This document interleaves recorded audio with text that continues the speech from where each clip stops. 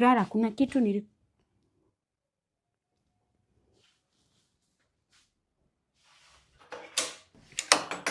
nifuate, hata ni wewe nilikuwa nakuja kutafuta. Mimi?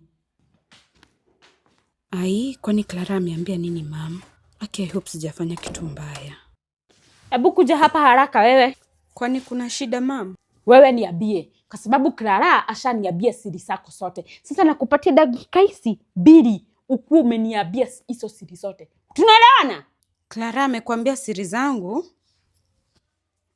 Gani hizo kwani? Keti, usinijaribu imani wewe. Nataka uniambie hizo vitu zote baya umekuwa ukifanya kabla nikushalase wewe. Na nisikia? Mama, mimi sijui ni siri gani unaongelelea. Keti, ukifanya niamke hapa wewe, hautaamini wewe.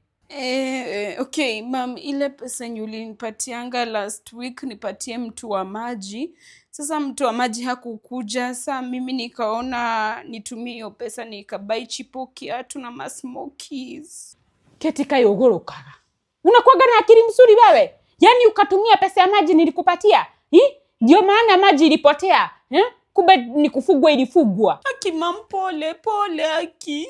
Kwa nini hukusema hiyo wakati ati mtu wa maji hakukujia pesa ya maji? Nilisahau mam. Keti. Haya, kuna siri zingine bado haujaniambia. Nataka uniambie sote saa hii wewe mwisi. Aki, sina siri nyingine mam, sina. Ni mimi unadanganya Keti? Hapana mama, acha nitasema ukweli. Ile siku ya Christmas yenye nilikwambia nimeenda kesha kwa kanisa usiku, sikuenda kesha. Nilienda kwa kina Brayo. Mwadhani Jesu. Nama Keti. Ulienda siku ya Christmas kwa mwanaume? Mama, Aki, hakuna kitu tulifanya, hakuna. Keti, ulianza maneno ya wanaume lini? Aki, mimi sina wanaume wengi, ni huyo tu boyfriend. Brayo. Ati boyfriend. Keti, uko na boyfriend? Kwa nyumba yangu mimi Keti uko na boyfriend? Aki, pole Aki. Nini inaendelea kwani? Ulienda kuambia mam siri zangu kwa nini? Siri? Mimi hata hatujaongea na mam. Sasa ndio nimeamka mimi. Acha hata nirudi kulala. Ati Keti boyfriend kwa nyumba yangu?